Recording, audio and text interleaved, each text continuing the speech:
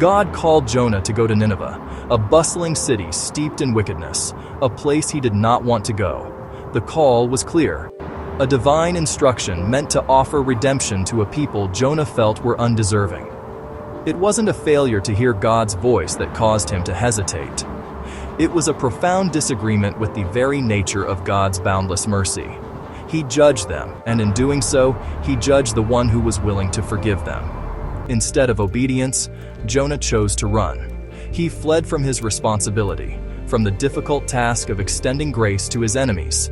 He ran from the very mercy that he himself would one day need. How often do we do the same? When God asks us to step into discomfort, to forgive, to love, to serve those we'd rather avoid, we book passage on a ship headed in the opposite direction, hoping the distance will silence the call. Then came the storm. It was not a coincidence, not a random act of nature. It was a divine intervention. Sometimes the storms that rage in our own lives are not meant as punishment. They are loving, desperate warnings from a God who refuses to let us go, designed to turn our ship around and bring us back to the purpose we were trying to escape. A great wind churned the sea into a terrifying fury, a storm born from a single act of defiance. In his attempt to flee from his calling, Jonah went farther than he ever planned, not just across the water, but away from his own purpose. The waves crashed over the deck, a physical manifestation of the turmoil he had unleashed within and without. Disobedience always takes us deeper than expected, pulling us into currents we cannot control.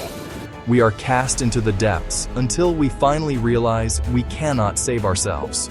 It was there, in that impossible, suffocating darkness, that Jonah finally saw the light. He realized the profound truth. God had never left him. Even in the belly of his failure, grace was present. And when Jonah cried out, not in defiance but in desperation and surrender, God listened. Maybe you're running too, from unforgiveness, from disobedience, from God. We run from our calling, convinced we've gone too far. But His grace runs farther. His mercy isn't permission to run. It's a second chance to turn around. A chance for you, for me, for all of us. It's not too late to turn back. When we do, God meets us not with anger, but with love.